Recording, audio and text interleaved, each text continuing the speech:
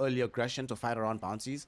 Like, the longer the pause, the more peaceful the early game tends to be. So, let's see how it goes. Monet plays too much DOTA, so immediately finds the D ward on his side of the map, feeling much better about themselves. This is so disrespectful. You know how hard that support worked, how much money they had to spend? Yep. Feels bad. And Monet has the side blades early. Normally I'd be like, hey, TA, you should get the meld hit first, contest, but this is versus Enigma. Yep. You don't know if you're going to have Eidolons in your face immediately, so the side blades upgrade, get a little bit more range on them, and get yourself the splash possibilities is the best choice in this case. Oh, this was so funny. Seeing Salad hit Baboka and Nature's Attendance. Honestly, this battle is way too good, level 1. And he's just standing there, being like, well, okay.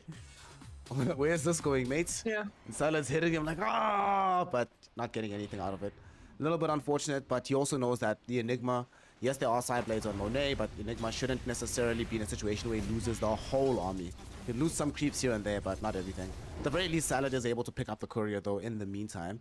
But I'm not anticipating that many kills happening in the top side of the map unless somebody makes a pretty drastic misstep. Should be a fairly farmy and peaceful lane. Is that going to be the case down bottom as well, given that they have... Oh, wait, actually, aggression already starting. Already murdering. Well, that answers that question. We know exactly what they're looking for down here on this bottom side of the map. There is so much damage on LBZS's side of this arrangement. And especially if the Dawnbreaker can stay in the face of the Death Prophet, she won't actually be able to harass this Weaver all that much.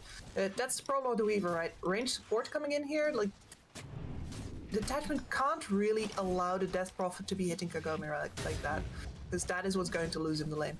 And you can see the Death Prophet maneuvering around the Dawnbreaker's ability to contest. This Dawnbreaker hero is a little bit too versatile. Fulfills way too many roles, honestly. Some conversation needs to be had. But like with Valve's department of hero design in total, because every single new hero seems to have that problem. Everybody gets a stun, and a nuke, and a teamfight ult, and a mobility spell. Woo. What you're saying right now is just giving me shivers when I think about what Primal Beast is going to look like when he's finally released. Not looking forward to that day, if I'm completely honest. But I think it looks like fun. He seems to have some of those lessons learned, because his kit is definitely more limited, right? yeah. Sure, he has some of that, but he's also a dumb melee beast who doesn't actually... Like, he has a little bit of mobility, but... It feels a lot more like they thought about him as a kid instead of just giving him cool stuff. Yeah. A trample isn't just I click this one button and immediately I'm on the other side of the map. You still have to at least have some degree of skill using it. This mid lane, yes. Let's take a look here. We haven't looked at it just yet. Ori on this tiny... Oh, top lane. Aggression onto Monet, and they are going to be able to try and find him. We spoke about how there might not be that many kills unless there's a misstep. Might have come from the TA. And this first blood will open up. Salad maybe looking for more here. Rolling Boulder will come out and get the stun onto Baboka. Eidolon army is there. There's the Maleficent stun too. And they should be able to find this kill. And indeed, LG with the Eidolons able to clean up the Enchantress. 2 kills into the lane. LBZS, okay. Killing Monet's courier, now killing him as well as the lane partner. Things looking very solid for them in their off lane. And he popped the refraction and it gets taken out immediately by the Eidolons before he returns. Yeah, as soon as the Eidolons split, it becomes very hard for Monet to keep his refraction up, even though he already invested a second point. He's going to have to go to them immediately, but that just means that Salad's going to come forward again. Yeah, they're just going to try and get this aggression out. We do see Baboka stealing some of these Eidolons. We spoke about the potential of using enchants in this fashion. It will prevent a kill from happening. If he doesn't do this, there's a lot of danger that happens on this side of the map. And at the same time, Kagome finally finds the kill. The aggression they've been throwing out in this bottom lane will eventually pay off. They get this kill onto the Death Prophet. This creates space as well, because you were talking about it earlier, right? The only way that Kagome has a rough time in this lane is if DP is there spamming him out with damage. Once she is dead and back at base, suddenly this lane is quite free for Kagome. Just get exactly what you want farm-wise out of this Weaver. Exactly, and the Death Prophet might even have to return. I guess Detachment doesn't have that much mana right now, because otherwise this Mars would be in a lot of trouble already. But yeah, I do think that they've stopped murdering each other for a little bit, so we can look at this mid lane. finally, where Ori is leading in the denies department as a Tiny versus a Puck should. The only trouble in this lane is actually keeping your health management intact. LG, no, what was I saying? He's got mud on his mind. It's never gonna I can't stop. man. He's YNWLG out here with the aggression, and they get another kill in the top lane. I mean, it seems to be at this point that this is going to be the side of the map with the most issues in terms of like aggression. But you know, come hell or high water, we will talk about this mid lane matchup. Ori's build here. It's nearly over because Ori's 6 now, and that means that yeah, there goes PP. So we've got the Dream Call online, and I wanted to specifically lean into this because yesterday I was late on all the level 6 rotations because in China they just move faster, man. Yeah, these Chinese teams don't play around. They move quick. If he gets a rune, oh, there's a regen in the top lane. Actually gonna find Salad. He was trying to secure it for his Puck, and unfortunately not gonna be able to do so, just ends up dying. If Puck gets that rune, you know, then we do have a lot more possibility of her making this rotation. Is it still possible without the rune, now that you do have the level 6? If you wanted to go somewhere, where could you go as PP? The most obvious target is top, because that's where LG is going to be pulling the wave back, and Monet is a natural pusher as well. So that would be it most likely, but it would be an amateur mistake for Monet to actually come forward under that tower unforced. Like, there is no way he's going to do that. So while you'd like that, you see here, now they're going for the kill. This is a possibility for rotation if IGN lives long enough, but he definitely does not. Wow. And the Puck declines the offer. Looks like you're on your own, buddy. Yeah. Deal with your own issues. It seems like he's going to ask for rotation middle instead, as they're going to go out onto this Tiny. No! The Dream Coil kick combination doesn't come to fruition, so as a result, Ori is still alive right now. Selly Hammer doesn't connect either. And that is going to be a lot of time wasted in this mid lane, and the first ultimate of the game from this Puck, hoping to bring down Ori, but we saw the idea, but the combo just didn't come out from Salad. And I think they were ready for Ori to go on the aggressive here too, because for Tiny, that is really the only way to make anything out of a regen rune in this situation, is you immediately start going on the Puck. And, well, almost killed him. It was close. That was super close. Salad coming in. Will get out the boulder smash, but not going to be able to have enough damage to bring down Ori, as the Tiny will just bottle through this. He's in a situation where we're 15 seconds away from the next rune spawning anyway. And have they held for him a bounty? Nah, but they don't need to. He's still fine. Everything's okay. Puck is all the way back in base, needs to regen up. That means there's not enough to contest on his bot rune though. Ori is a little hesitant. Gets a haste. Now that's what a Tiny can rotate with. Nice. Now the problem is just that he's half health, and he's like, but Is it a problem? You know? Ori doesn't seem to think it is. He's like, HP is overrated anyway. HP is for scrubs. I don't know what you do exactly in this situation, and he seems a little bit hesitant as well. Like, maybe you literally spam everything out, go base, then do a TP rotation with a haste. Like, no? You're gonna go haste base? Okay, or I think they want to try to use the first arena of the game, but Weaver's already read this on Kagome and has backtracked into the jungle. Prepared for this kind of move. He is building into this Maelstrom. I think Ori will now be aware that, oh, this is what's happening. He sees the Weaver's courier, so they should give the information about where this Weaver is actually chilling. And the haste rune will now end. Unfortunately, they don't get this kill. And XXX, he's too far away with this arena. I think Kagome is very, very safe behind the tower. In fact, he's going to TP to the top lane. They're going to try and put pressure onto the tier 1 tower themselves. Monet has also done the backtrack into the jungle. This is a Temper Assassin with 2-point side blade, so she can easily do this. So they're not going to find the TA, but with the Enigma army at the ready, they should be able to push down this tower at the very least. And the scan hits on Monet, they know where he is, but PP is really not that interested. Like, as a Puck, you have trouble getting through Refraction. They need either an Earth Spirit with 6 or the Enigma Eidolons to be there for a guaranteed kill. And neither of those are available right now, so Monet gets to be unbothered in his jungle for a while longer. Speaking of, actually, there's some of these items that we're going to be seeing coming up as everyone's just farming. Ori is going for heads up blink in the situation. What do we make of this? We've been seeing blinks some of these games. Other games have the first item Echo Saber into the blink. Is there a particular one that you prefer? blink in this game, 100%. Like you can burst a Weaver, you can burst a Puck. You have a very potent tool here, and I don't think that this should slow down your farming game too much. Like this is the pick-off game. Aster's playing the pick-off burst game, and this is the item for that. If you slow down here, you're waiting for a TA timing. And that Mars has the armlet as well. Aster knows, man, they need damage. If he goes armlet into blink, I'm gonna be... I love these guys.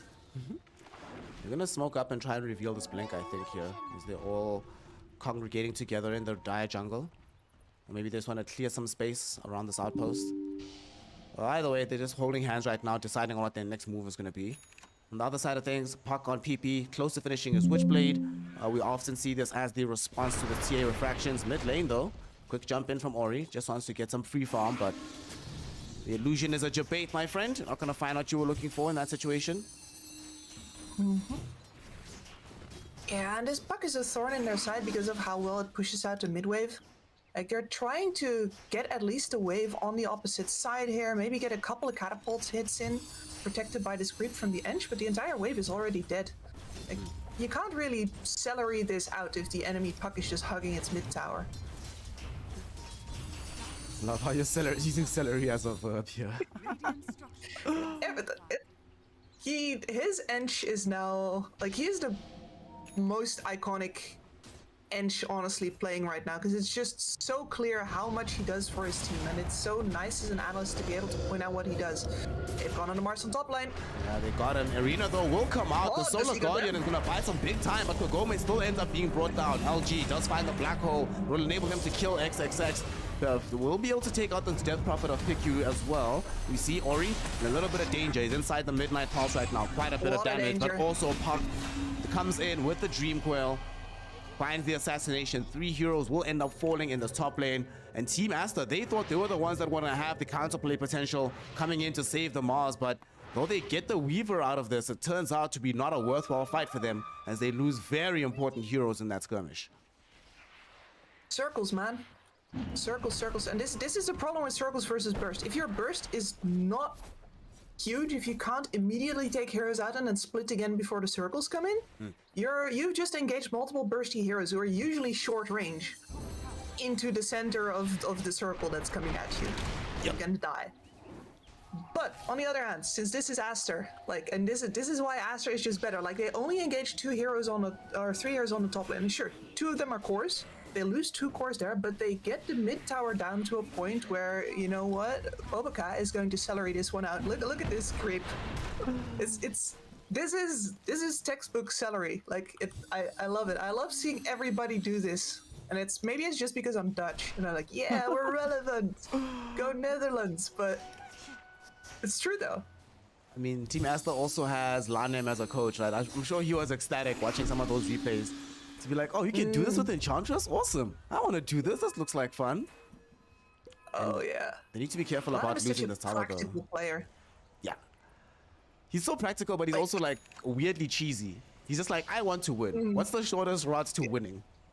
Exactly. He has no shame about it. And that's the mark of a true competitor. It's like, it's the same as OG, right? Oh, we can just tilt people instead of winning the game? Cool. That's competitive spirit. Like, in real life, that makes you a douche, but on the field, that makes you good. Exactly. It makes you win. That's the important thing. One thing that also helps with winning is game sense, as XXX demonstrates his own and dodges a 4-hero smoke gank in the top lane, as this mid tower does get celeryed at the very end of the day. They are unable to deny it on the side of LBZS. The question is, will they find something more off the back of this? Ori still wants to play with this Blink Dagger, hasn't necessarily been able to unleash it in a huge fashion just yet since picking up the item. And it's been a while. It's not like it's for a lack of trying, right? They've tried to make these rotations. It just hasn't worked out for them. Yeah, and you are getting something out of it. Like, we've seen LBZS clump around their triangle pretty often. Their heroes are holding hands very neatly. So that is one of the reasons why it's so hard for them to find these pickoffs. So there is a little bit of, like, I like to call it a sheepdog effect, where the team that's getting herded around is clumping and losing out on farm because of the threat of this Blink Dagger. And here we go, Ori's in. Yep, detachment should be dead here. They get the toss back onto him. and throw in the tree to bring him down. However, at the same time, they end up losing their Enchantress in the mid lane, but more importantly, they pop the Ghosts coming out of PickU here. Not entirely sure that this was the 100% option to go for this early exorcism usage. I mean, it's only a Dawnbreaker. Was Dawnbreaker gonna survive if you didn't pop these Ghosts? Retaliation, or like a preventative retaliation, shall we say, is like, hey, don't come back in here because you're going to lose this fight now. And what I really wanted to see, because there is a Deso on Monet, I was hoping that the Ghost was also like, hey, we can immediately go into Roche, but they don't have the time. Now there's another black hole. Another black hole. The circles are on. 3 heroes caught inside it at the end of the day with the midnight pulse onto the 2 beefy strength cores. Both of them will end up falling. Roll forward from Salad. Catches up to PickU. We're not going to be able to reach him though with the rolling boulder, so we'll be allowed to escape on the Death Prophet. However, yet another situation where they're the ones that make the forward jump there from Team Aster. And they came onto this triangle. They came onto the high ground. A bit of a greedy move from Aster. And they thought they had the burst, but that used to be the case. Now Kagome has the full treads and the Falcon Blade with the assistance from Detachment Sword of Guardian. It's no longer possible to easily burst the Weaver unless you get all your spells out onto him. I have a theory here though, Sean. I think that they went for that because they could possibly get it, but more importantly, now the ults are down and they could go Roche. There is a Deso on Monet. He was not involved in that at all because they don't want to lose him here. And now Detachment's going to get it.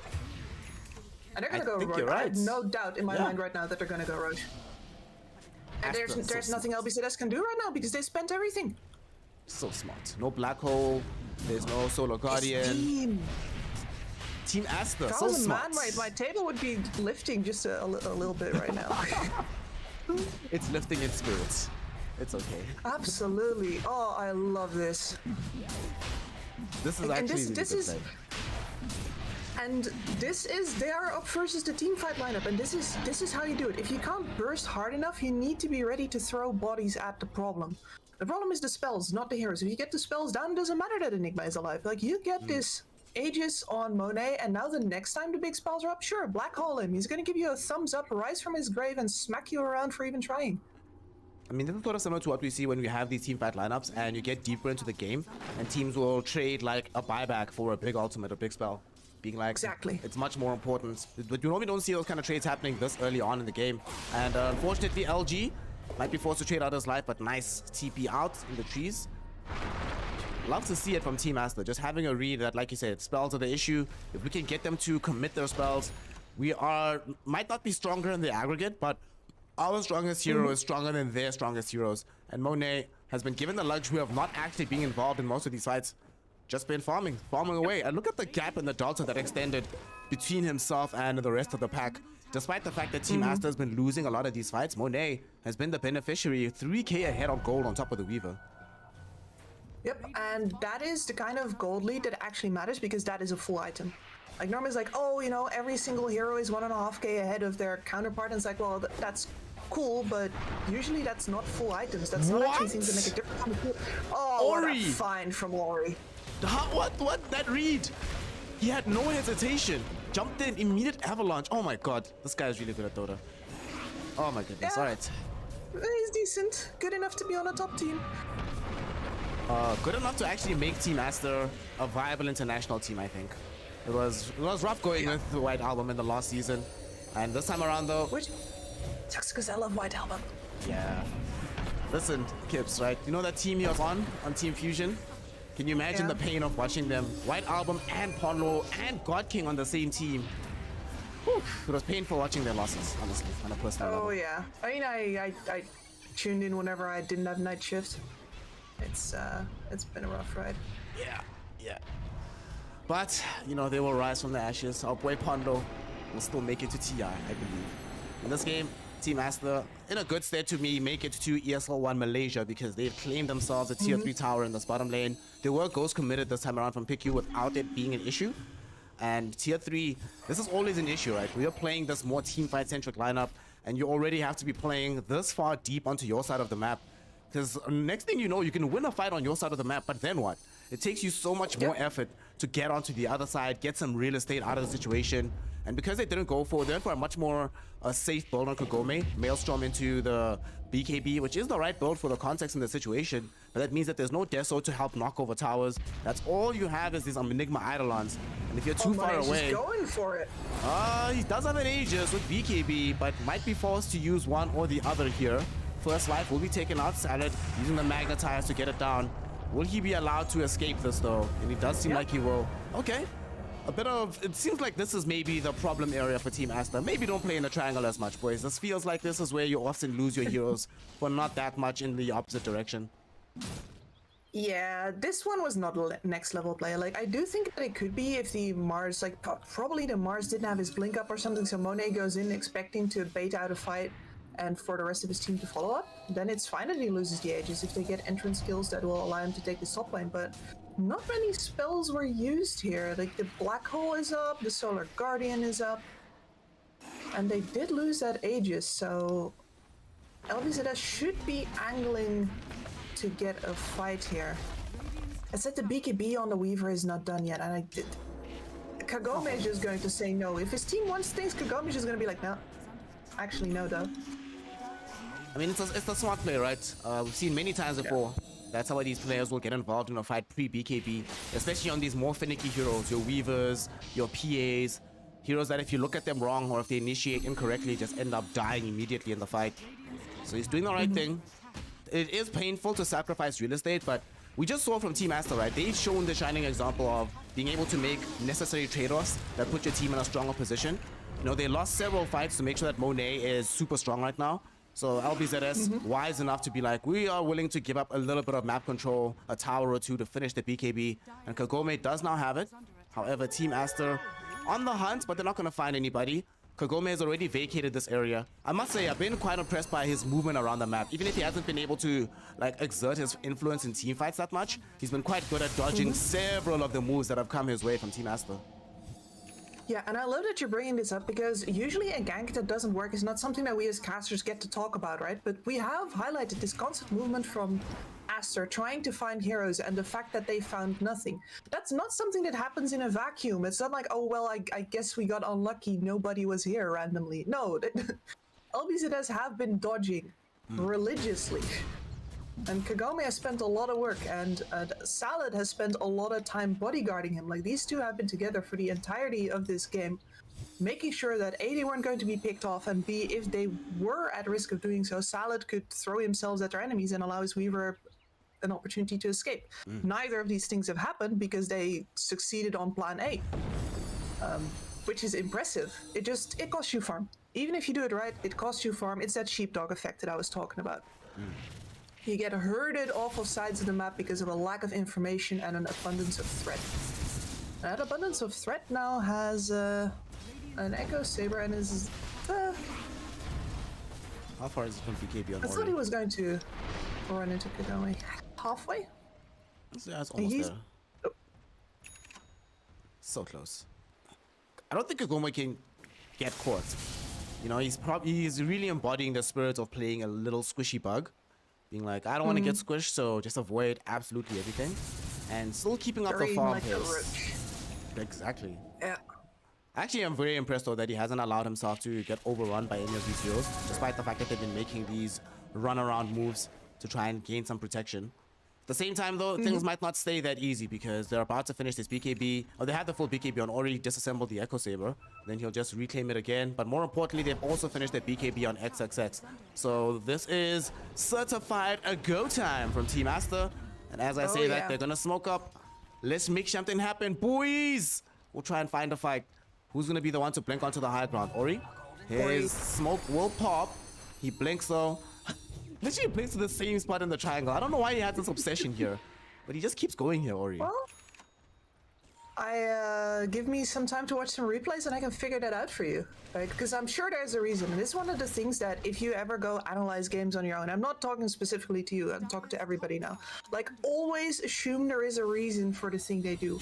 Just literally tally up what you see people doing. If they do it more often, there's a good reason for it. Salah went it all, and then she's gone. Goodness. So used to be an Enchantress there. She gets brought down, and LG goes for the black hole, but it gets dodged by Monet. That was a BKB black hole with the blink dagger going forward as well. Salad will buy back now, but they no longer have the Dream Coil. They no longer have black hole. They get the toss back onto the Enigma.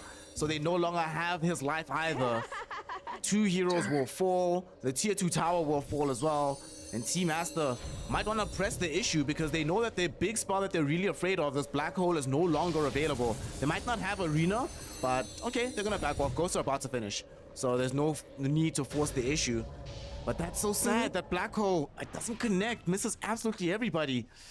Oh, that can't happen, Kips, that can't happen. It's forced though. Like, did you see that beautiful like half circle positioning from Aster? They got Monet in the middle, Ori goes in first, draws reactions, and then at the same time over on the flank, XXS jumps as well, pops that arena, forces the Enigma to BKB immediately. And then the Enigma's like, well shoot, I got a black hole ASAP. Because if he doesn't, this BKB is over and it doesn't matter because the Death Prophet's hanging on the sidelines waiting to use that silence. So he gets forced into trying to catch anybody there, but Monet's yeah, it's a sad face. Monet is already out of the way and he gets absolutely nothing. Yeah. That's just Aster outplaying right there. This is something that if you're a worse team than Aster and you're trying to burst damage your way out of confronted with superior team fight, like, it's not gonna work for you like it works for them. They are so good. Yep. And to make it even worse, Ori comes in to force the punish onto Enigma by killing him. Salad ends up dying elsewhere on the map.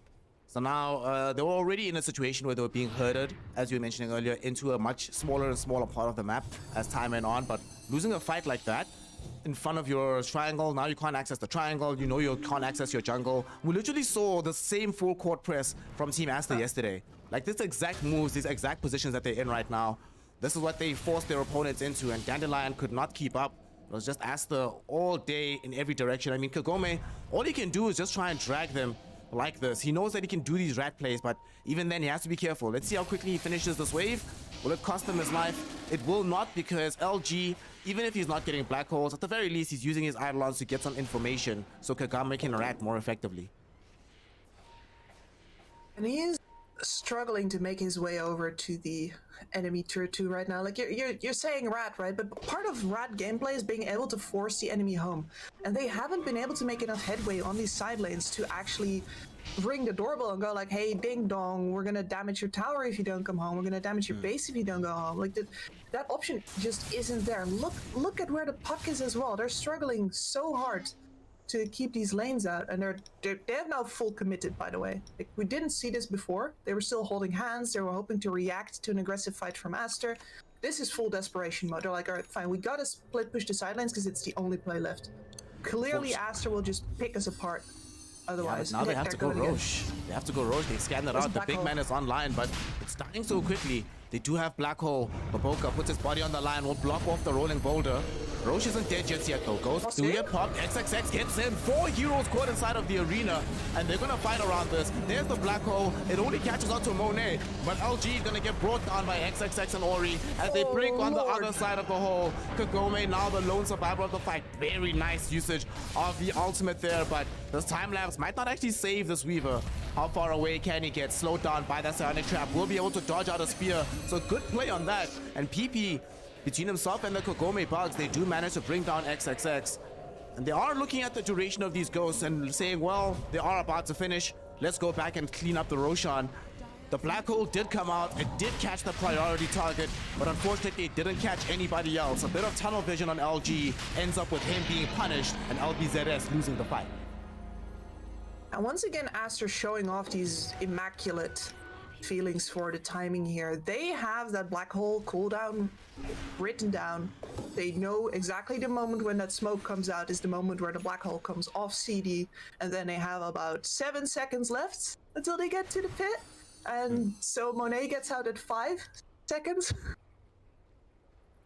And the initiation misses exactly from LBZS, and it gives enough information for the Tiny just you know, toss his Martin, see what happens. Oh, hey, 4 heroes, and once again a black hole forced in a situation where really you need to be hitting more than just Monet.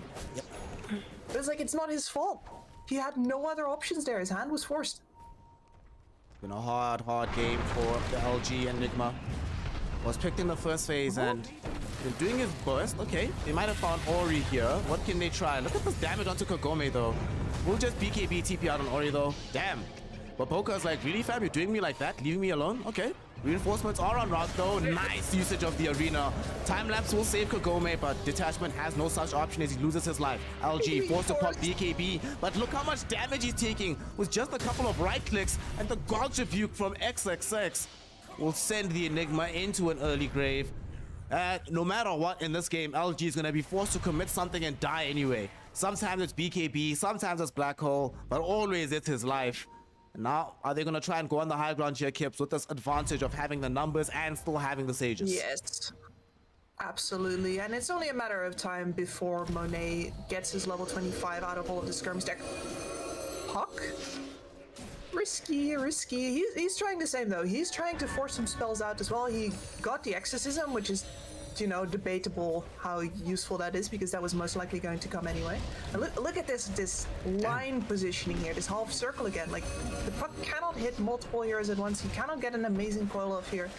This positioning is too wide. Yep.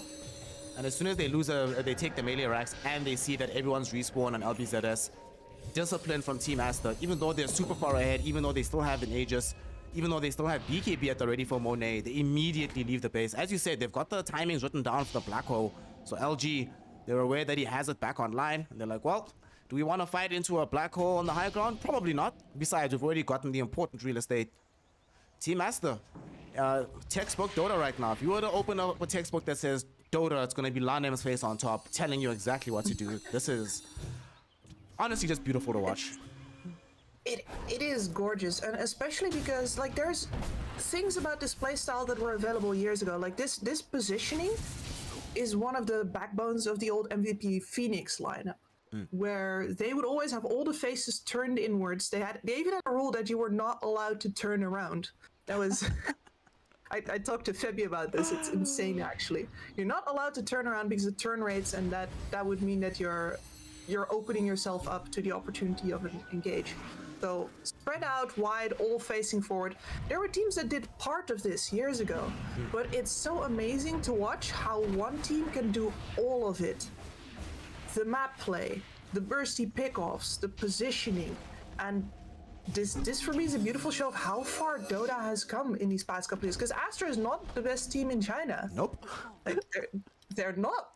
This is not a, like, the biggest boys, and they're playing this well. I am loving this. And LBZS are no slouches either. Like, the fact that we've gotten here to 32 minutes and there's still possibility of a game turning Black Hole, like, it could still happen.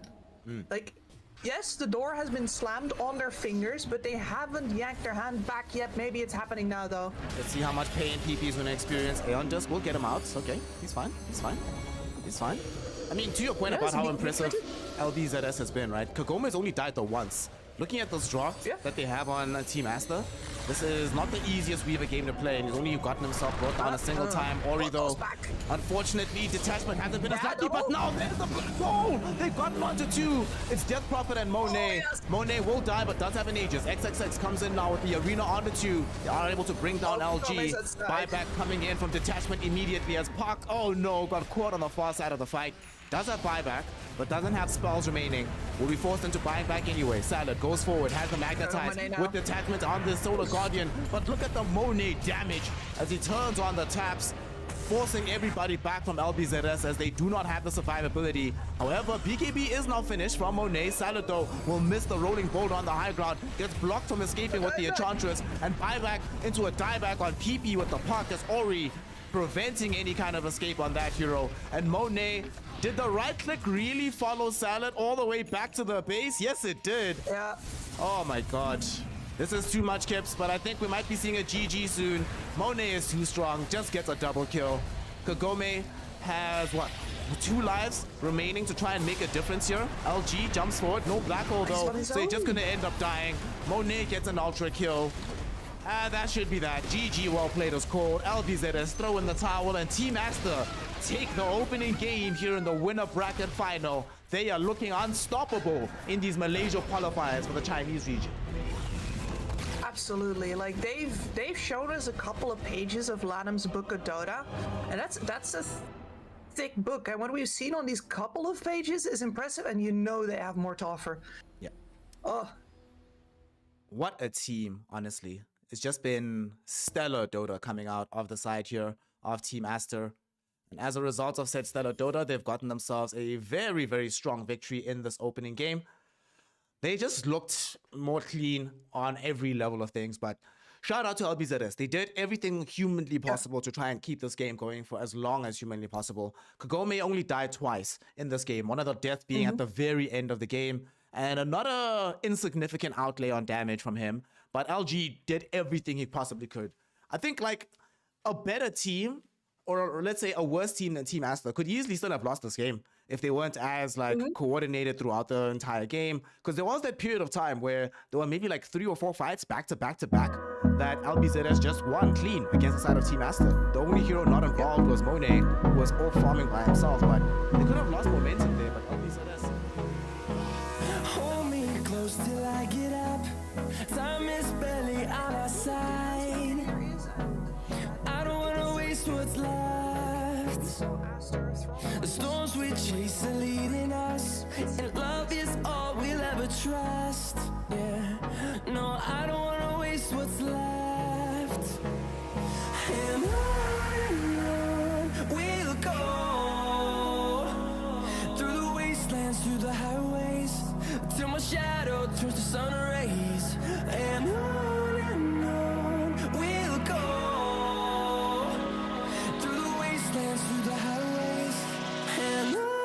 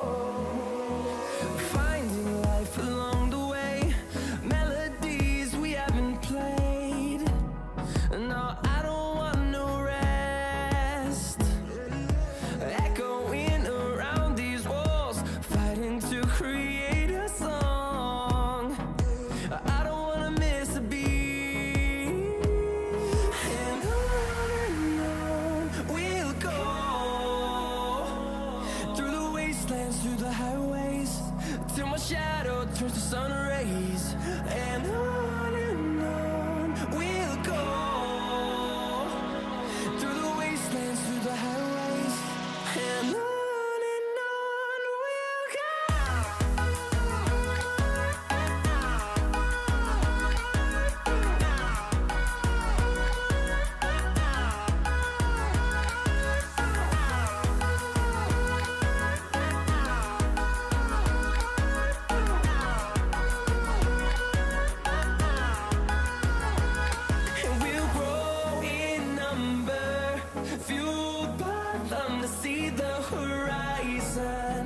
turn us to thousands, and we'll grow in number, fueled by them to see the horizon, turn us to thousands, and on we'll go,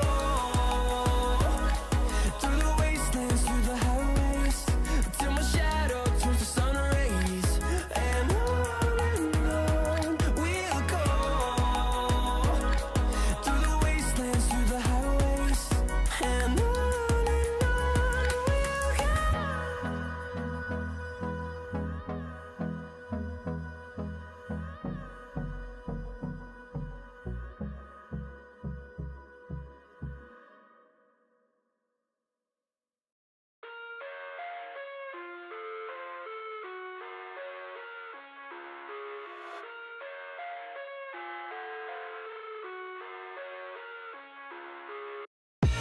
I live inside my own world of make-believe. Kids screaming in their cradles, profanities. I see the world through ice covered in ink and bleach. Cross out the ones who heard my cries and watched me weep. I love everything. Fire spreading all around my room. My world's so bright, it's hard to breathe, but that's alright. Hush.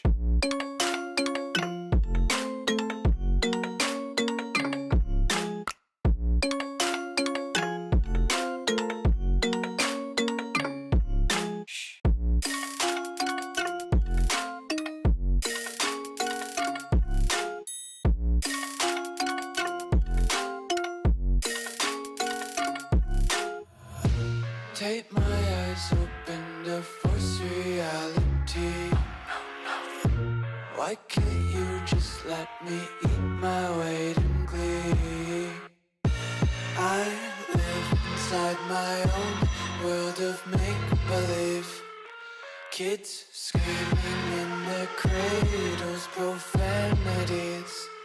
Some days I feel skinnier than all the other days. Sometimes I can't tell if my body belongs to me. I love everything. Fire spreading all around my room. My world's so bright, it's hard to breathe, but that's alright. Hush.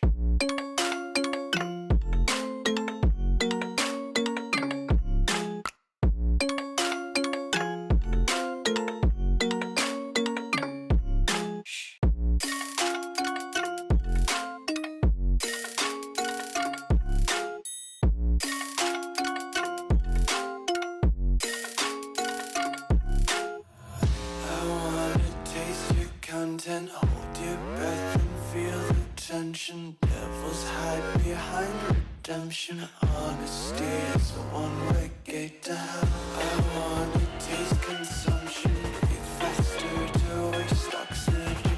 Hear the children sing aloud. It's music till the wick burns out.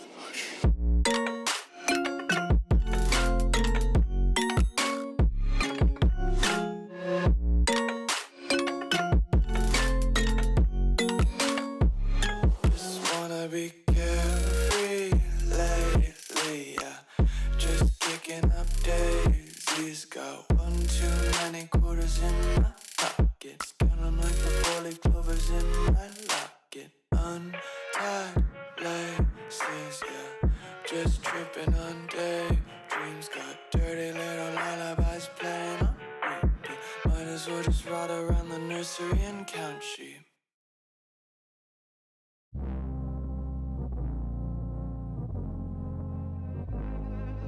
Yes, I'ma get that bass the way she said it. Don't smoke in my face and I'ma let it stay the way it is. Hey now, I'm on my way, I'm circling Marana, she look like she wanna. I'm on my way, tell me what you thought of. What did you say that you need it, show that you want me, yeah. I'm circling Marana, eating me alive, yeah. You want me to love you. What did you say that you need it, show that you want me, yeah. Circling Marana, eating me alive, yeah. You want me to love you. What did you say that you need it?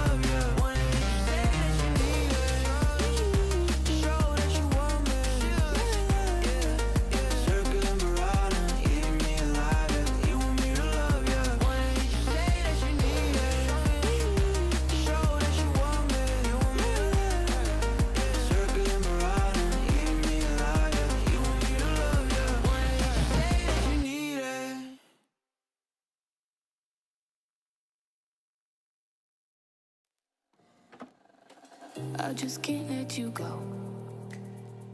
Lord knows that I've tried to. You said I was the only one. No one likes being lied to.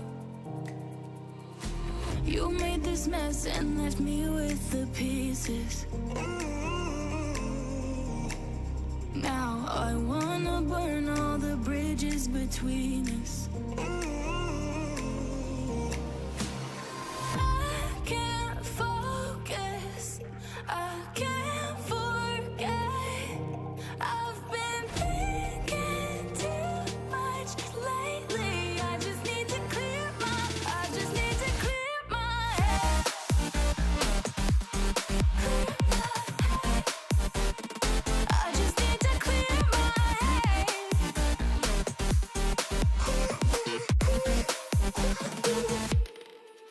I've been stuck on your memory, but it's not like I need it.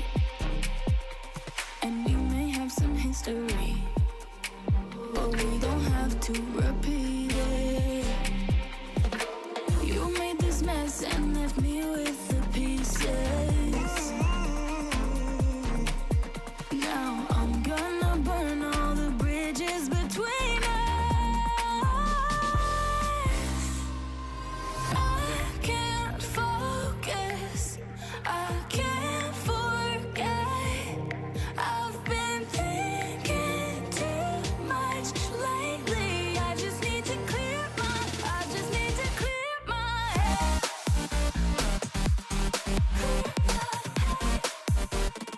I just need to clear my head.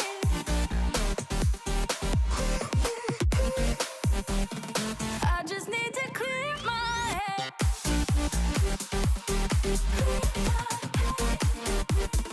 I just need to clear my head.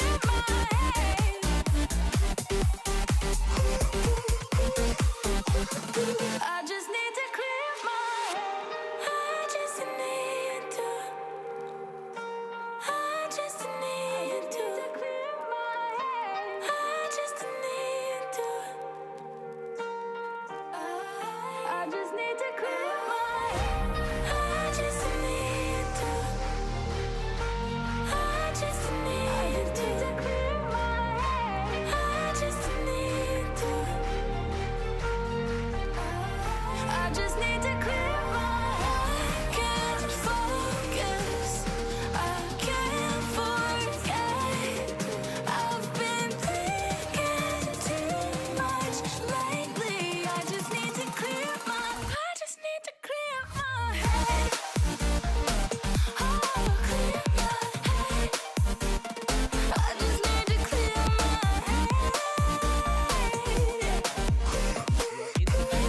Between Team Aster and LBZS here in the winner bracket final. The winner of this becomes the final boss for these qualifiers by ascending into the grand final slot as the first team to be able to do so. And then they're only a mere best of 5 away from guaranteeing the only available slot in China to go to ESL 1. Of course, the loser of this is not done just yet. You drop down to the lower bracket and you need to make that climb all the way back to the top. It's possible. We've seen several teams do it before, but it's certainly the much more difficult endeavor to do.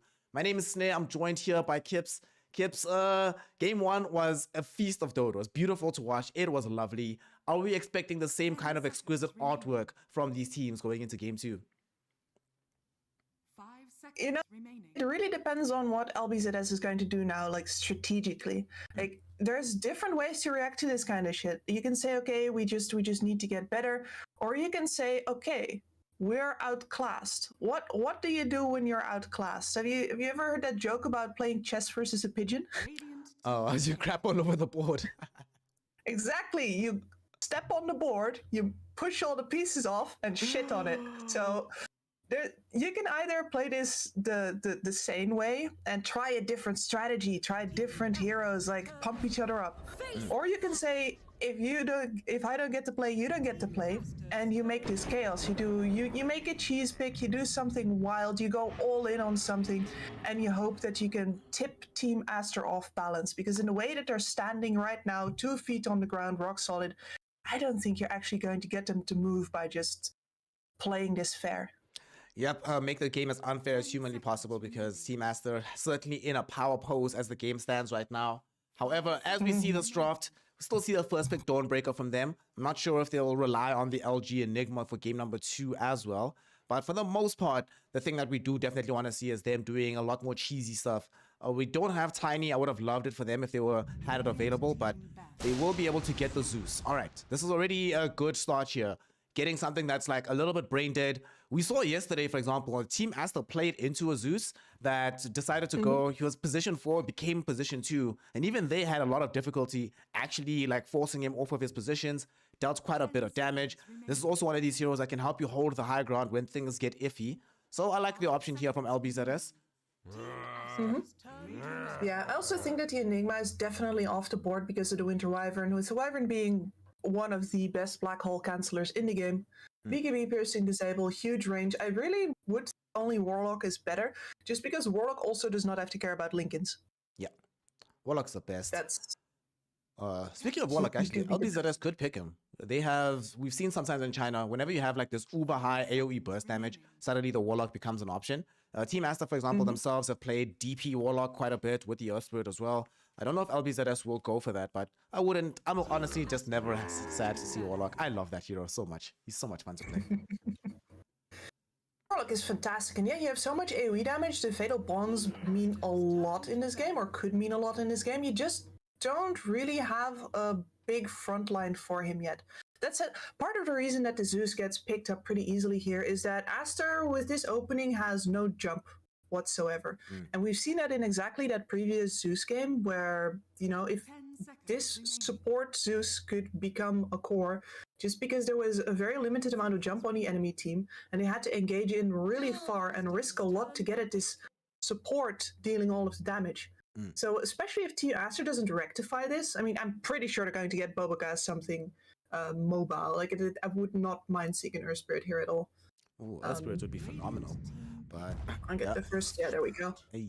So I'm just gonna say it again. I love casting games like this because I can just say what makes sense on a strategy level, and the team's just gonna go for it. Like I've missed this, dude. You've missed being like, oh, Earth Spirit makes sense here, and then the team is like, we're gonna pick Shadow Shaman. You're like, wait, what? Yeah. Where's this coming from? What's going on here? But I see that you're going to have an initiation problem. Do you not see the same? No. Sometimes no, but a lot of times yes as well. But with Aster, it's like a guarantee. Like, they see this hole in their draft. There's no way they're gonna pick 2 passive supports here right on top of a Razor. That's just not the quality.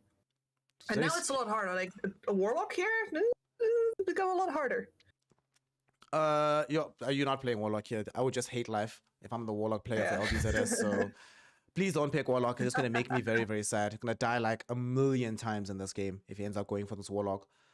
If they do not go for Warlock, it might be nice if they get some reach of their own. Maybe either you need a reach or you need a Bulwark in front of this Earth Spirit, so you can force the Earth Spirit away from the Zeus, buy space and time so that Zeus can still dish out the damage, or just make it impossible for Earth Spirit to get there in the first place. The option for them is going to be the Faceless Void. We spoke about this in the last game, that this is one of the Kagome specials before he picked up this Weaver. And I think this game, they were afraid of it being banned out as the draft goes deeper. Yes.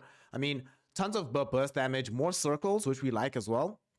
And just generally one of these heroes that, you spoke about this LG Enigma last game, where no matter how deep into the game you go, no matter how badly you're losing, there's always potential for that one ultimate to change everything around. And this time around, you have Chronosphere, which can be that one ultimate, but they are not afraid. Detachments, good luck, buddy. Warlock gonna be picked up here for LBZS and the 4th pick. I mean, we spoke about the concept of this hero, but it becomes an even more difficult game because they now pick up Puck as well for Ori on the other side. Double hunters here. This feels really good for Team Aster because they have a Zeus and a Warlock to hunt, and both of these heroes mean a lot to the damage output of LBZS. Like, Dawnbreaker, Faceless Void are fine, but Dawnbreaker's damage does fall off if she's not absolutely balling, and Faceless Void just doesn't have damage until way late. So yeah, Aster has great win condition here team fight win condition here if they can pick off the Zeus and this Warlock. That said, the Chronosphere, like, if it was only the Chrono, I would have been like, yeah, but you know, now you're just gonna get Winter's Curse. Like, you Chrono somebody and Winter Wyvern is just like, nah, actually my ult takes just as long. Um, Which is so but sad. since you have the Warlock now, so it's a deliberate one up again. Like LBZS said, fine, you've got matching team fight. We're just gonna add again. They're getting to a point where once again, like these cooldowns are going to become an issue. We've already seen how Aster handles the cooldowns. So sure, doubling up on the team fight here and like getting this big reset from the Warlock it's a good move. But I don't see the difference between this draft and the previous one. They can get outplayed in the exact same way, and Team Aster have the exact same tools as last time to do that. And that's what worries me. Potentially even more, right? Because Team Aster is slightly more elusive than they were in game number 1. They had these staunch heroes that required blink daggers to get around. This time, they have mobility pretty much from the off with this Earth Spirit in the puck, so does certainly seem like one of these situations where if they can play the similar style as game 1, LBZS will have a very difficult time dealing with it unless they adjust how they decide to commit to fights. Regrettably, the way it's looking right now, they don't win fights unless they commit at least 3 of these ultimates, unless there's some drastic change that happens in the last pick here for LG.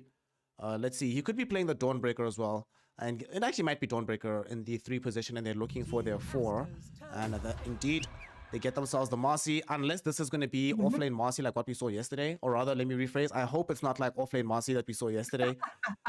Didn't get much done in that game. So I really don't hope we see it again here from LBZS. And a jug. Yeah. Team Aster absolutely have the pacing advantage here, 100%. So this Marcy pick is very low cooldown, very good at going in, and this is a terrific lane. Marcy Dawnbreaker is super strong. A lot of damage, high mobility. It's just that the last time they got behind at, was it level 3? Yeah. Yeah. And that is the point where you should be starting to take over the lane instead of falling behind. And once you're short on damage, Marcy's damage doesn't...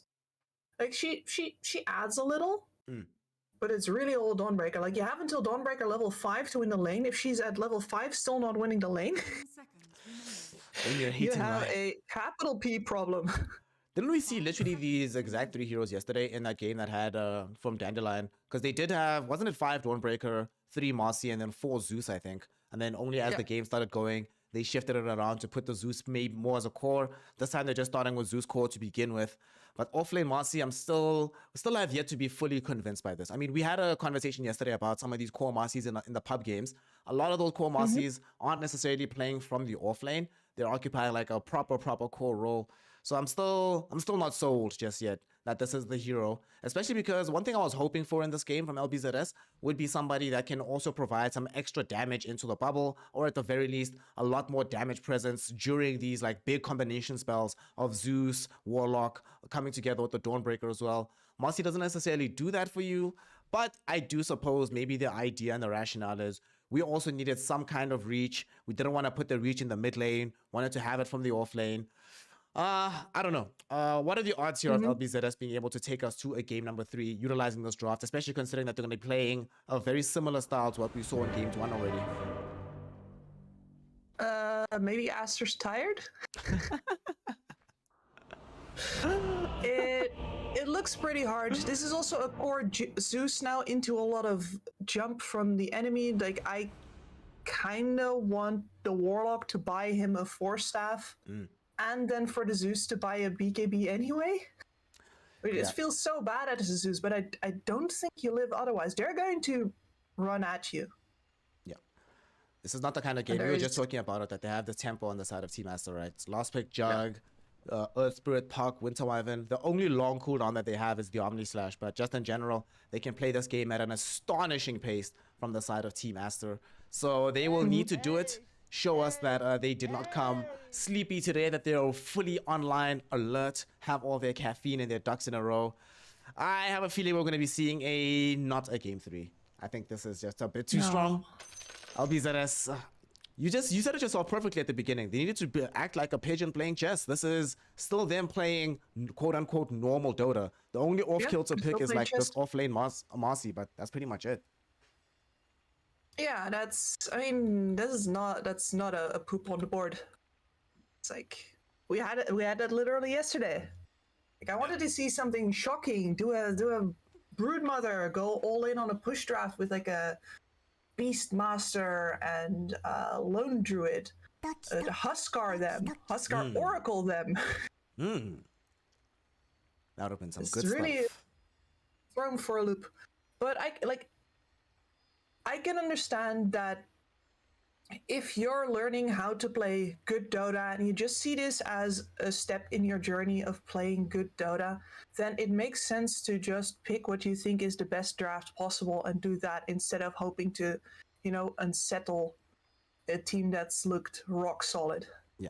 It's And I mean, you do have to find yourself in a position where you're improving as a team and as a whole, not just in these situations where you can win out on cheese, but when things get really real, then suddenly things just completely fall apart. So it makes sense, and it's there's still TI qualifiers coming up. And LBZS will be involved in those qualifiers, and if they want to give themselves the best possible shot, they need to become masters of the meta, not just masters of cheesy situations. So let's see what they've got. Not their last bite at the cherry here in the ESL 1 Malaysia qualifiers. They still have the lower bracket run to consider. However, there's a lot of teams there that they might not want to face who are on the come up as well. So much easier to go through the easy road of the upper bracket. I don't know if this smoke gank is going to get them anything, though. I think PP just wants to get out some vision, but he might be met by Ori. Yeah, Ori. Oh, Ori actually doesn't see it. Nicely done. very good. And that also means that LBZS did see that ward go down. Hey. Got him. Yoink. Got him. Very nice. Yeah, as far as the laning stage is concerned as well, especially with that ward now being down, PP is going to have himself a good time right up to level 6, and then he immediately needs to get ready for, well, the running at him to begin. And you have a Dawnbreaker, you have a Warlock, you have a bunch of combo breakers to come in. But you're a Zeus. You might just die before the combo is broken. Yeah. And you'll just be like, oh, I actually have 0 HP. To make matters even worse, they're playing into this Earth Spirit who will buy the Spirit Vessel. Then even the Solar Guardian is not going to save you. You'll find yourself just tanking this damage and being like, well, this is actually not helping anybody. Shadow Ward is not going to help you out at that point. As Kagome, nicely done. Hey, Kagome ends up stealing away a bounty rune. Detachment might, yeah, nice, fine. He's fine. Shadow Word, busted spell. He's cool.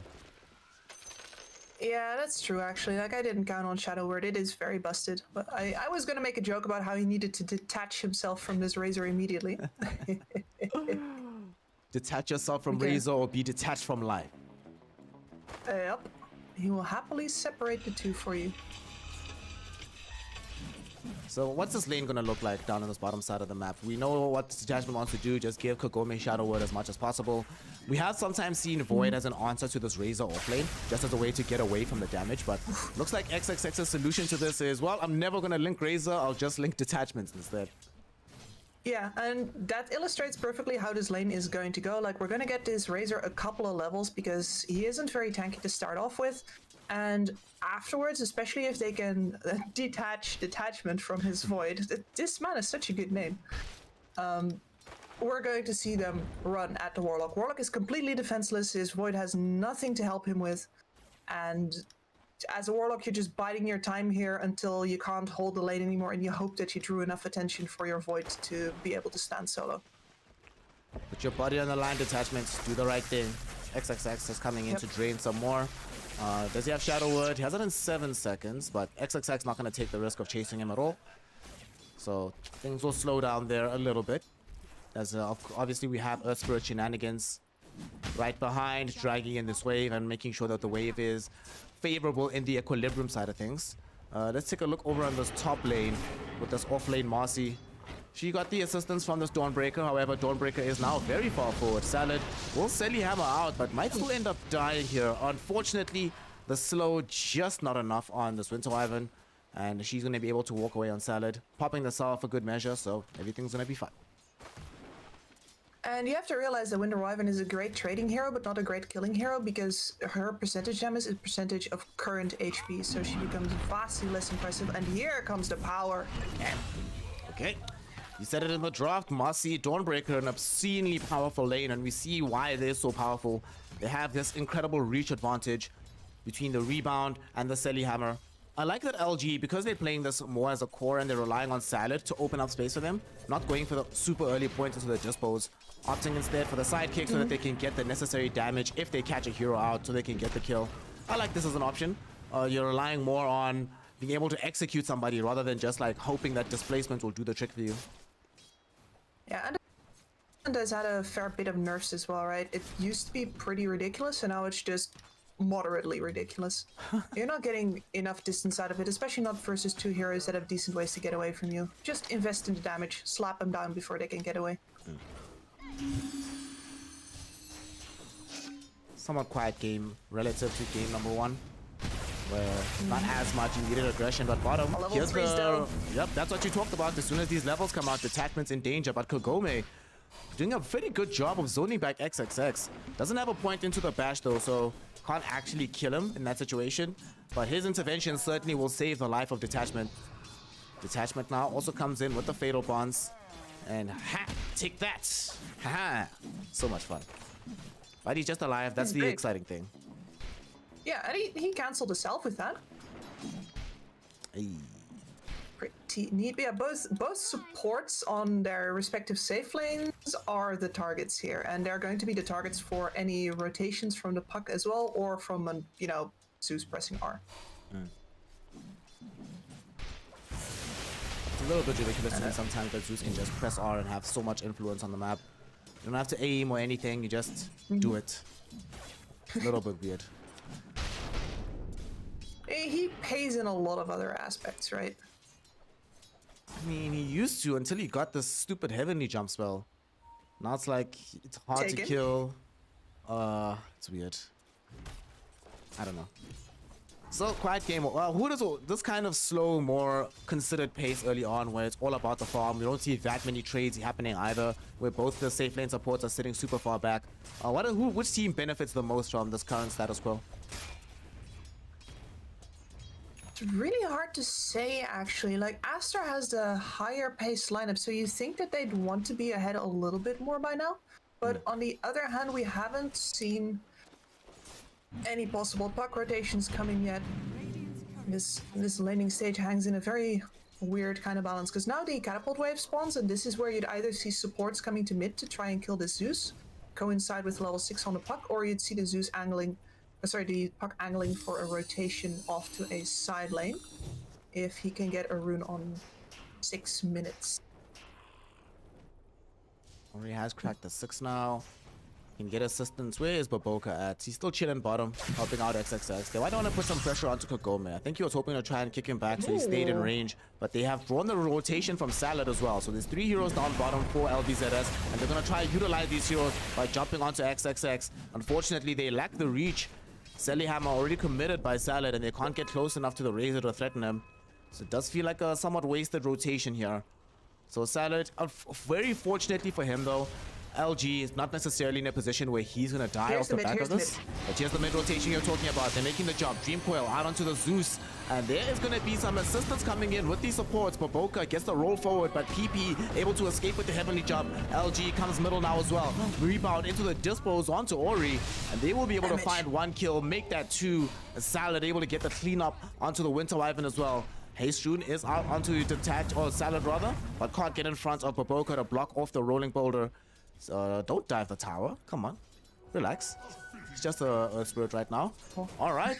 That's a great response from LBZS. They read it just like you did. They knew that the rotation would come eventually.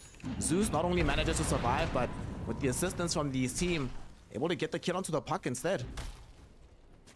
Excellent. And that is the Dream Call down for a little bit. That is most of the supports now accounted for in mid. And I think Aster went for it, especially because they thought that the Dawnbreaker was still going to be bot. So she TP'd there. She did not have another TP scroll. He was going to have to walk. And instead, I'm not sure how Boca misses out on the haste rune there, but the fact that Salad is able to get that is huge. Salad can just show up a lot faster in that fight, create the pressure, alleviate it from the Zeus. It was a very nice movement from LBZS, and if they can keep stringing together moves like that, this game does look quite promising for them. Of course, they're still getting pretty decent safe lane farm on Kagome, and with Puck, like you mentioned, was being accounted for on the map and also had to port back into a position from the top lane. So it's going to be a little bit more difficult for the next rotation to happen, at least up until the power rune. But they should be prepared for this. Kagome needs to start already thinking about where to go, as more pressure should be coming bottom from Aster. And as I mentioned it, here's the pressure onto detachment. They want to find this kill. Eye of the Storm does get committed, and that's going to be a quick pickup onto this Warlock. All right, Kips, we need to talk about this. That's going to be the first of how many? PP is coming. Does have quite a bit of spell damage, and Kagome does have the bubble. They should commit this. He doesn't want to commit the bubble, and it's the right decision. Yeah. Very, very considered play, and they make sure that they can keep the bubble for the next push. Yeah, because what LBZS is doing here, and will have to keep on doing, is playing reactive and spending as little of their resources as possible every single time to react to these things. And it's going to require a lot of map foresight. It's going to have to make sure that you have the right TPs to come in at the right times. People need to be in places, which is very delicate. Once again, chess game, but they seem to be playing it better this time around. And holding these spells in reserve means that Aster, next time, they still have to think about this Chronosphere. If you drop it there, then they're gonna run at your top lane immediately, and they're doing that anyway. Yeah, just so LG here comes the Void TP. Gets level 6, throws out the Unleash onto the Juggernaut, and with the Void coming in as well, they really want to find a bubble onto somebody. Who's it gonna be? Baboka in the trees, but they're gonna save the bubble again. Time dilation is out, and we didn't talk about this part, but it has huge ramifications for this game. Bubble does finally get dropped to make sure Winter Wyvern cannot escape. No bashes. Kagome, your bash button, my friend, it's a little bit broken, but we'll eventually get one. Double kill now picked up. However, Team Aster wants to respond immediately. LG forced to rebound away into the trees. They really want to chase him down. Ori will bring him down with the Waning Rift. And both of these cores come up top. As soon as they saw the Chronosphere getting dropped down, they're like, all right, it's safe for us to go to that side of the map. But they can't necessarily salvage the fight. It still ultimately will go in favor of LBZS. Yeah, and they don't actually bring enough numbers here to make sure that they can split it up and get more kills out of it, because there is a very low Dawnbreaker. There were ults on both of the heroes from Aster, but they don't really have the numbers, so instead they just commit on the secure kill, get the enemy offlaner out of the way, and then split back up to farm, which is, I don't want to say a waste for 2 TPs, but it's once again not quite where they want to be. One thing I will also say about this offlane Mossy in this game, she didn't get to have a game the last time we saw her, as now we see her in this bottom lane. Solar Guardian coming in. They should have the damage to kill XXX despite the drain, but when she's playing this core role and she's able to get these levels, she's level 8 right now in the first 10 minutes, she does actually an absurd amount of damage. And it's not just only the fact that the damage is good in these situations against like Razors and the like. Even Jug, as we saw top, can't actually play into her spin. Who cares about spin? I've got Unleash, I've got those right-click damage. Can just punch you through your magic immunity. She brings the straight-up physical. And that we can see that this Razor is now in trouble, because there's both physical as well as magical burst on LBZS, and Razor not very tanky versus either. He bought quite a lot of armor, but he's going to have to farm up a BKB while still being a very tempting target to bring down. Razor only really good these long fight. Will they be able to get these kills? Kagome. Oh my goodness. LBZS has been listening to you. You said it in between the games that they needed to be able to bait more often with Kagome's Weaver last time. This time he puts his life on the line as this Faceless Void. Team Aster take the bait. LBZS there immediately with the counterplay. Detachment right behind the Faceless Void so he can drop the Golem, as well as Zeus sitting very patiently with the Thunder God's Wrath, not using it for any other purpose, knowing that that gank was going to come. And they defended quite well. I mean, they did try to also de-ward the area. They've got sentries on both positions, but they weren't expecting this uber deep ward from Aster, but it ends up not being something to care about. Now Kagome feels so much more comfortable pushing out into this lane. He's got bubble again in 2 seconds. Wow, LBZS. Gotta love what they're doing right now in this early game. They're staggering their TPs and their ultimates quite beautifully, because yeah, there's now again a Chronosphere when there's not a rock, and soon they'll have a rock without a Chronosphere. This attempt from Aster to break through the bottom lane is going to get repelled, at least for the moment. Now Ori shows up, and I think that makes the situation untenable for LBZS. Yeah, they're gonna bail now. They held it for as long as they could, but 12 minutes into a game without us having a single tier 1 tower drop. Only the first one to be taken right now by Team Aster in this bottom lane. Thinking about it, Void has TP. He has a mom. Does have TP, does have Chrono. They bring in the Solar Guardian first though with the Dawnbreaker. They get the jump onto Baboka. Code Embrace will keep him alive for now as XXX wants to bring down at the very least Salad. He's going for more though. He's stolen not that much damage, but Eye of the Storm is doing work at the moment. Both supports will end up falling. The creep wave will demolish the tower. They end up losing their tower in the top lane as well, but they get the bonus of the 2 supports on top of it. And you're feeling good as XXX. Finally, he's been involved in the game without him being the primary target that ends up dying. This gets him closer towards having BKB and being allowed to play in these team fights. Exactly, and this was the scenario for him, right? You get to turn on the Eye of the Storm, you get to link, you get to get that minus armor stack up a bit before you're actually properly engaged into the fight, and they just couldn't burst him. And the other decision that happened there is that they actually dive very deep behind the tower. If you dive onto the tower itself, the Void can come in and chrono you all in that small area. But if you go into the back, the Void will have to walk up, then jump, then chrono, and he might not catch all of you because you're spread out over a bigger distance.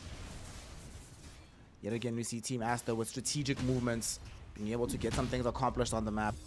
For LBZS part though, this hasn't come like last game at a massive detriment because they are still finding farm on their cores. Kagome doing decently well, almost has the Maelstrom online, but PP is the one that we really need to watch out for. Has the Kaya going straight in for the Aghanims. Still not having BKB queued up just yet, but it's certainly going to become a much more pressing need as this game extends.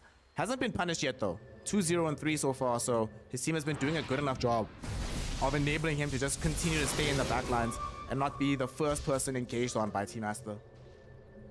Exactly, like as long as they can't see you, they can't touch you.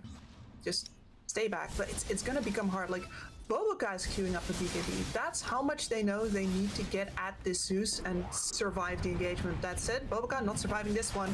Yep, BKB will be delayed because he's about to lose his life here. Ori though did get the turnaround with the Dream Coil.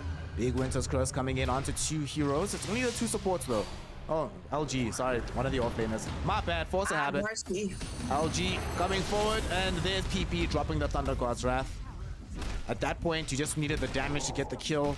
And normally it would be like, oh, this kind of sucks, but here you're already pushing into the tier 1 tower. More important to kill the hero, then get the tower, than to reserve the ultimate at this point. And this strategy from LBZS seems to be working for now. Aster still hasn't found something to hold on to and start leveraging their possible momentum. There's the BKB from XXS though. This is a big item. There. It's kind of absurd that this hero peaks as high as he does on BKB. And look at Team Aster, we spoke about this yesterday. As soon as a big item is picked up, immediately rotation is being made. And here they come. Who will they come across? Regrettably, not that great targets. The Dire Scan will trigger onto the triangle, and they're going to avoid running headlong into Kagome and go into the triangle instead. It's Detachment here, who was hoping to face check and break the smoke, but like you mentioned, ships through the night, they just pass each other by. And Salad is not yet showing in this mid lane either, so they can't jump him just yet.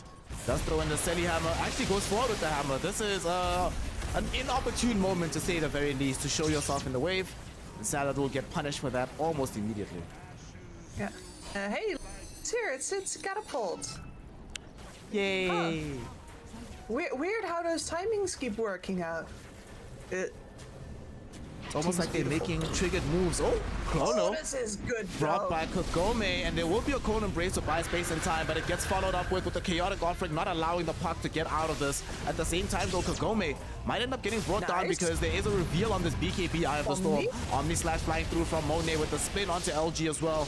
Will they be able to kill him? Not just yet. There will be a very nice rebound. LG not dead either because the Solar Guardian comes in. They buy time. Salad jumping forward with the Selly Hammer. Not going to be able to find anybody important though, and now a huge Magnetize from Baboka will make Salad regret having gone this far deep.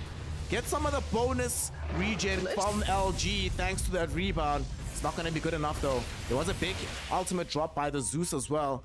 Brought XXX very low to death, but not low enough. So the only casualties of that fight are Kagome and the Ori puck. It is... I don't know, you drop the Chrono as well on LBZS. You're not happy about losing out on this Faceless Void, but how big of a deal is it for them to be able to kill the puck at this stage of the game? Pretty huge. Ori's not happy with this.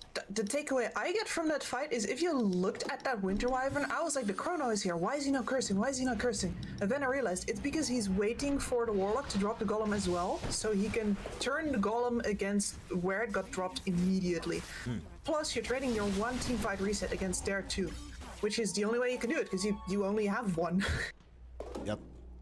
Is beautiful patience from the Winter Wyvern, and I do think that leads to the best possible fight they could have had there, because the fact that the puck is split off to the side there, yeah, he did.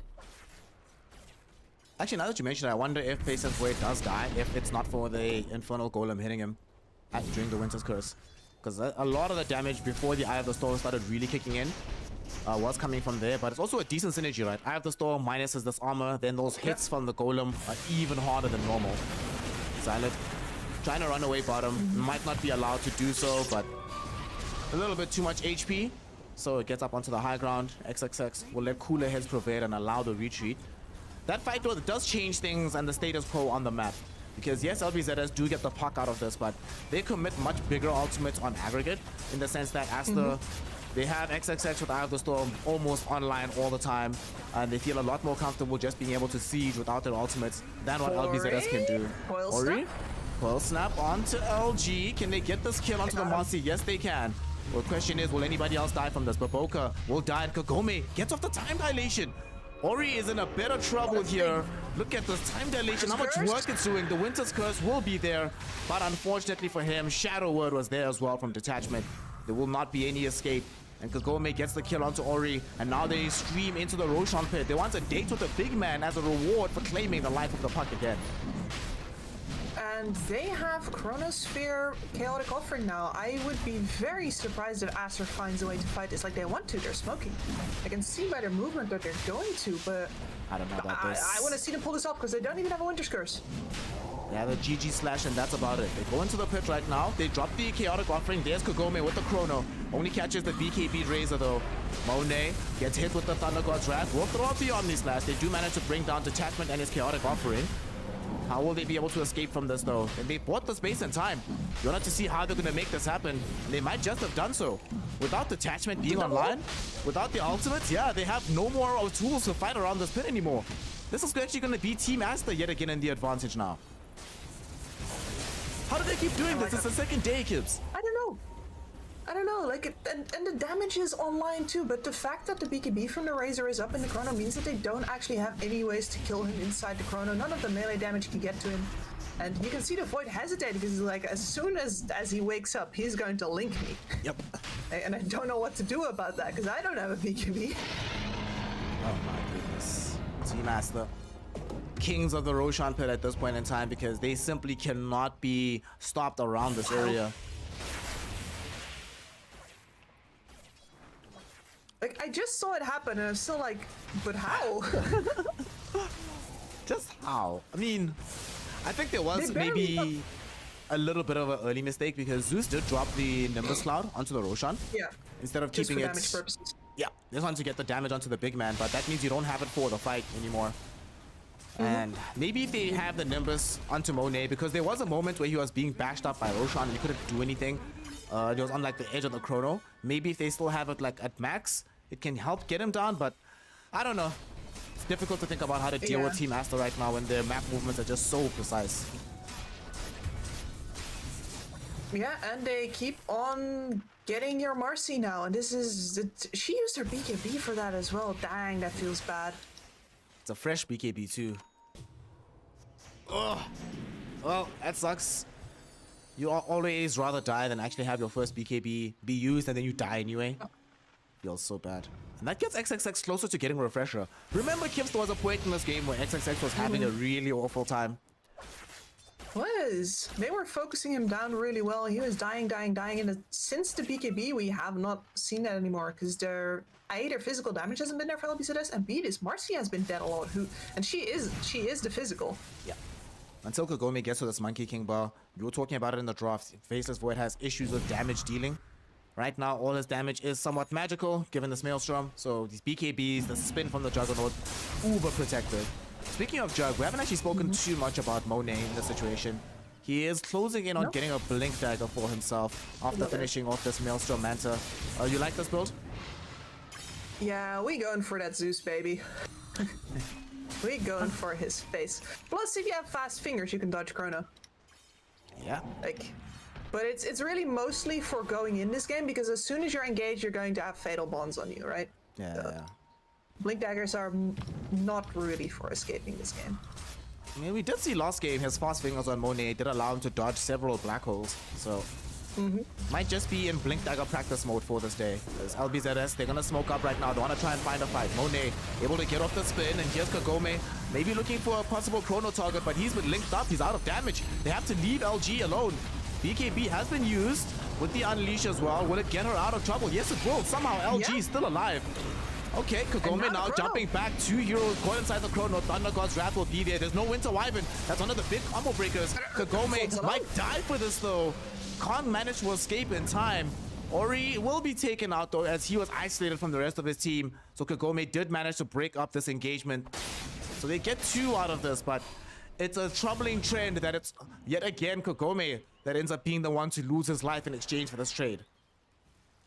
Yeah, because he is the one that needs to scale. He is the one that we're missing right now, whose physical damage is needed to work into those BKBs. The fact that the Razor can cut into this fight from the side and be completely unopposed against like 4 heroes grouped here, which leaves the Marcy in this corner, like that's rough. If your Void has physical, he can't do that. But you're not there yet, and that's the moment we're waiting for. And up until that point, XXS can just keep on cutting these team fights up like a knife through butter. Gets worse because he's about to finish off the refresher orb as well. This is why Razor is so good in the meta right now. Can spend quite a lot of time trying to shut him down, but all he requires is 1-2 items, and then suddenly he's fully online. Then once he gets to this refresher, he's beyond online. So XXX feeling very, very strong in these fights. Kagome, once he gets BKB, does life meaningfully get easier for him? Because I'm looking at those draws from Aster, and it's like, you can't play into them without BKB. But even after BKB, you can still get cursed. You can still get yourself Eye of the Storm refreshed. You can still get yourself Omni Slashed. Like, it doesn't actually solve his problems that he has in terms of survivability in these fights.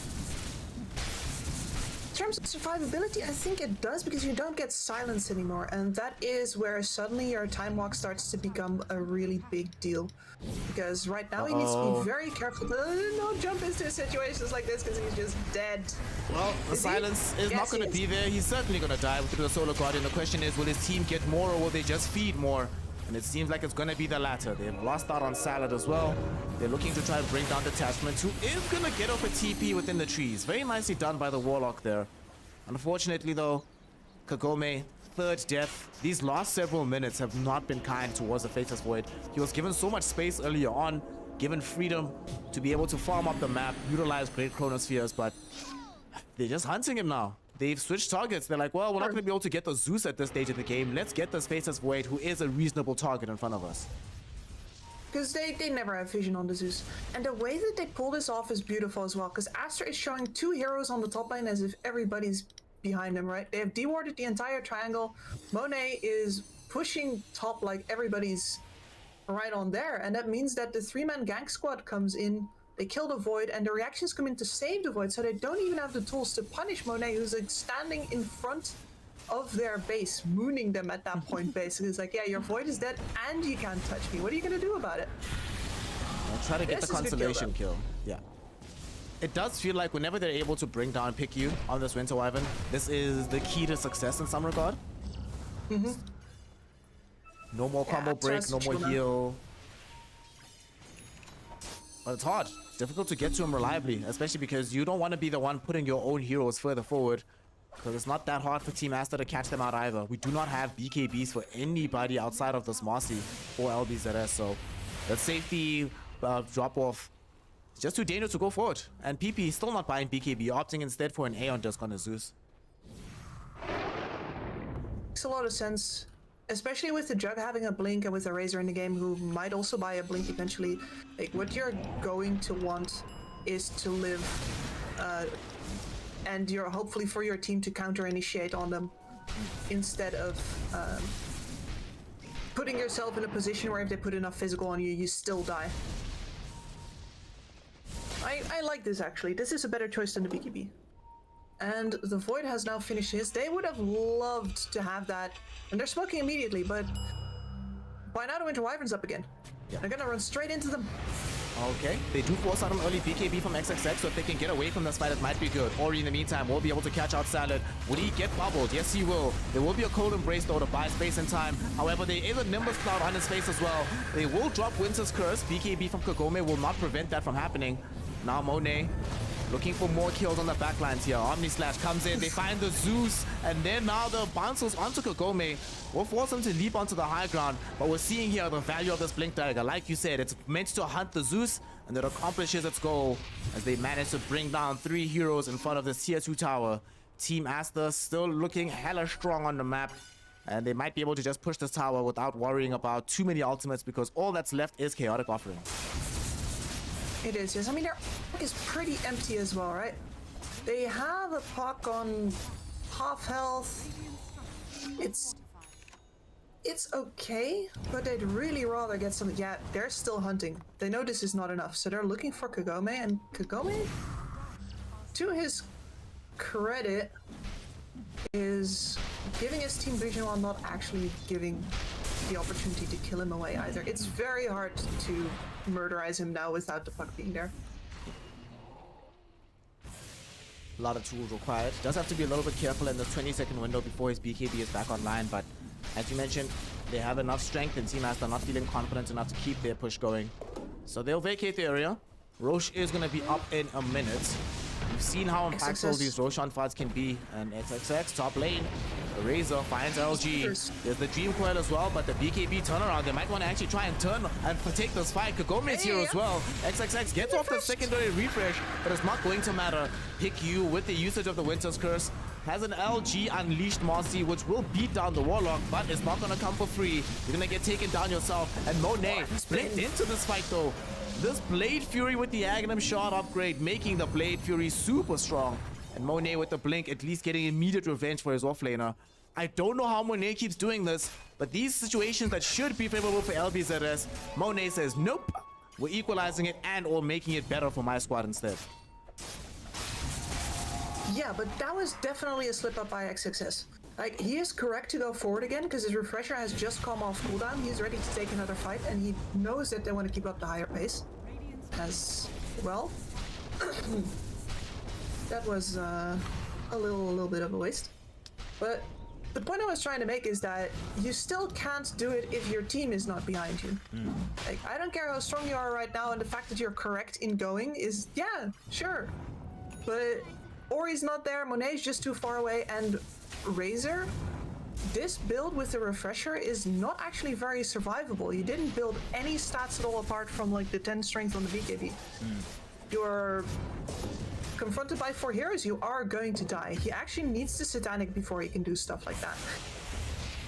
Doesn't have a Satanic, doesn't even have a casual plate mail to help him out, being a bit beefier against some of this damage. And it's one thing if you're only dealing with the Faceless Void, but in that situation he ran headlong into LG, who very dutifully was able to turn around and whack him in the head. Now though, LG and the gang are going to smoke up. They want to reveal a Blink Dagger, which is en route to this Basher for this Marcy. They know that Roshan is up, and they also seen what can happen if they don't take a very decisive fight before trying to go into a pit. So we'll see what they can accomplish here. The full wrap is going to be on Monet. Not seen just yet, but they have to be aware that he is nearby. It's a very tense moment right now. Baboka rolls into the pit, doesn't find anybody. Fearless. And they smoke now as well from Aster. It's their turn. Smoke expires from LBZS. It's smoke time now from Team Aster. LBZS is a little bit skittish, and they move the Zeus to the bottom lane as well. So he's showing on the wave.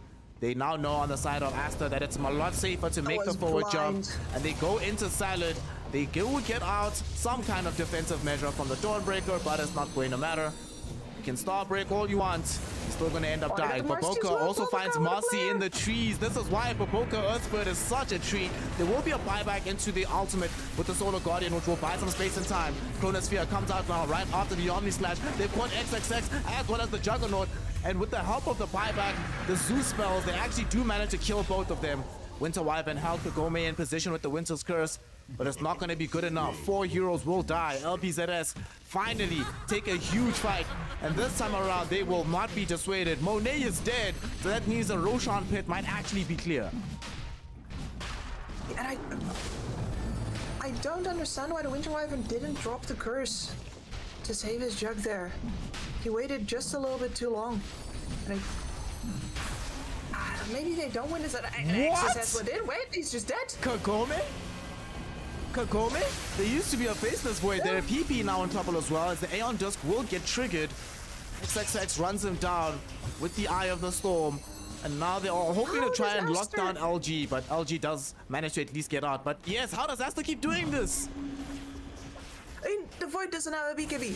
It's all down to the Void not having a BKB, and I keep underestimating how important that is versus a puck, because he's just sitting down. Look at that bonus skill. And guess who else didn't have BKB? It was Marcy. LG didn't have access to the glow up. No glow up means you are just dead up. And yet again, Team Aster, they don't start the Roshan, but they claim it in the end.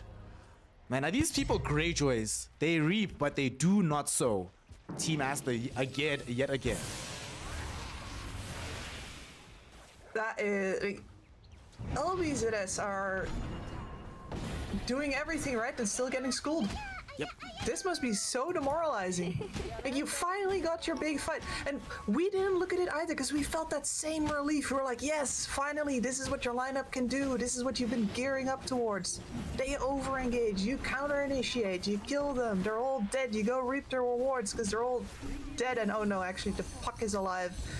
And despite the rest of his team being dead, XXS just buys back, they kill your Void in the pit, they yoink your Aegis. They, you know, flirt with your wife, and then leave out the back door. Grand Theft Aegis in that situation, coming in from the side of Team Aster. I mean, we spoke about it in game number 1, how they play around some of these ultimates of LBZS, being willing to commit their lives to just try to bait them out. And we didn't really see it all that much in this game because they've been, frankly, just heads up winning a lot of these engagements. But there they demonstrate that their thinking about how to deal with these spells is still there. The moment they're down and you know you don't have to deal with them, and you don't have to deal with BKBs, you buy back. But now though, BKBs are online again, ultimates are online again. All that's left is Chaotic Offering. It just came back. So they're hoping to find a fight, but Team Aster, as usual with this full court press, they're controlling the map in such a way that counter-playing them is really, really difficult. Look how far back they're playing right now when they have the read that LBZS is back with their ultimates and they don't have vision of them on the map anymore. Yeah, and this smoke is about to time out, and you can see the wave of Aster heroes coming back forward, basically around the same time that that smoke times out. They know, man. This will play it out for Monet. Exactly. This is scary. It's already been difficult Blink enough. Abyssal. Yeah, Blink Abyssal on him. Gets on top of anybody, they will die. Yeah, nobody is going to be safe anymore. Even Kagome using this BKB, not actually going to be safe. This just feels so tough. This game, though, you have to buy BKB, but it also feels insufficient. And it's already down to the 7-second mark, so very soon the BKB is not going to be online for too long in these fights, and then all the issues with the silences will return in full force once more.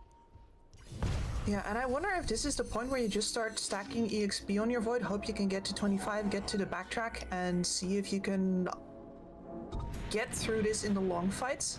Because Aster's damage is sort of limited. Like, if you get to wait out the Razor especially, you've got some shots here, but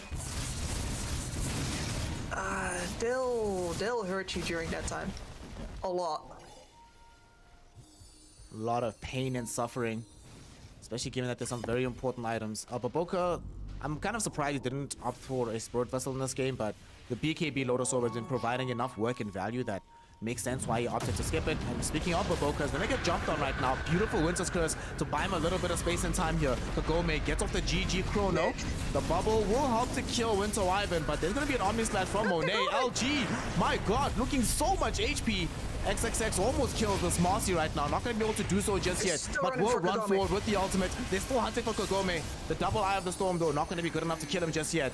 They've only lost support so far, but one of them does not have buyback. So Team Aster might want to try and bring in this wave onto the high ground. The tier 3 tower is still standing strong, but they still have an Aegis for another minute. It would be so great to utilize the Aegis on this tier 3. And they know there's no more bubble. Jump forward from Ori to Hero Silence. Doesn't have the ultimate either on this puck. And KP Zoning. just trying to do his best to throw in some damage with this Nimbus Cloud, but they still claim the tier 3 tower. Team Aster, though, are getting a little bit low on the HP. We are seeing Zeus slowly but surely getting a massive impact out of the static field. And with 10 seconds left on the respawns of their supports, Team Aster will beat a hasty retreat. But nonetheless, they get a free tier 3 tower with the last remnants of this Aegis. So beautiful to watch them play Look at Dota. this rainbow of TPs. They saw Kagome. What a reach. I don't know. Wow. Did they even see him, No, or did no, they know it? Like, did he no show vision. a wave? No, he didn't. He went like through the. He went through this way, like through the long way. So they didn't even see him. They just knew. They just had an awareness that he's gonna go top. What a player! Just what a team! What this is. My jaw is on the floor. So, hey, I know I have like a boyfriend and stuff, but can I marry Team Aster? I don't need as to a like marry collective. any of the players. Just like, yeah, the concept of Team Aster seems like a really good prospect right now. Lana, check your DMs. I'll send him an email. Marriage Yeah. proposal incoming. Oh my goodness. Jump onto puck. Onto the Zeus rather, utilizing the jump on puck. the Zeus. And Zeus is dead. Got Doesn't him. have buyback. Silent is dead as well without buyback. LG trying his best, but unfortunately will end up dying to the right-click damage of Monet. 80 seconds before respawning, but Team Aster, as soon as they felt like, wait a second, we can just make this reach, they make it with no fear, and now they're going for tier 4s. Kagome will buy back, but your Team Aster, you're happy with this. Well, yet again in a situation where Kagome can just die heads up and then the game almost immediately ends. He does have the BKB. Like, but the can't do Blink anything. Abyssal? No, like, they need to get Fatal Bonds onto Monet if they want to actually be able for Kagome to step forward and be a threat here. It's just that if detachment gets... Yeah, he got him. Okay. Step 1, fatal Pipe bonds. blocked. But step 2, there's a pipe, so step 1, kind of irrelevant. Pipe on Winter Wyvern, just chillin', Satanic out on XXX. Monet has the MKB now. There's the Kronos here, catching on to 2, but where's the follow-up damage? Kagome all alone here as XXX goes to the back line to break up the fight, and now there's a Winter's Curse onto Kagome. That's a dieback. XXX is still very far forward. BKB with the Refresher Eye of the Storm. ILG is dead thanks to this Omni Slash. And that should be that. GG is called. LBZS throw in the towel. Team Aster claim the 2-0, demonstrating that they are the strongest team within the Chinese qualifiers. They are the final boss of the qualifiers. They booked the ticket into the grand finals. Only one best of 5 stops them from going to Malaysia. Damn, they look good today. They look hot. This is beautiful Dota, and I feel like we can all sort of feel it coming when they take that Roshan fight into the Chronosphere, into the Golem, the Fatal Bonds.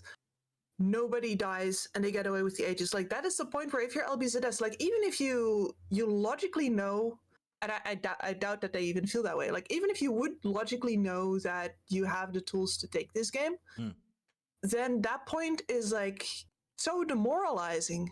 They just took everything they wanted and you got nothing, in spite of you having all your tools, ostensibly. Yep. I don't know what to do against that. And that the way that they're finding Kagome, the way that they're feinting on the map and moving people through the dark spaces, the fact that they had ward, we didn't even get to talk about that. They had the ward vision win over a Zeus this time, because the Zeus had to stay back, could not actually go out hunting for wards all that much, because if he dies, his team can't fight anymore, right? There's tons of little things in this game that make it... If you're LBZS and you look at this replay there, you're like, yeah, I don't even know where we begin, actually. Like, they're just better than you. Yep. They're doing everything. I mean, even one of the ways that I always like to see whether or not it's just individual performances versus a good team. If we look at this damage outlay, LBZS, obviously PP is doing the large bulk of the work, but all the other heroes are sort of clustered together at lower ends of these damage numbers. For Team Aster, everybody except for this Winter Wyvern has pretty absurdly high damage numbers, like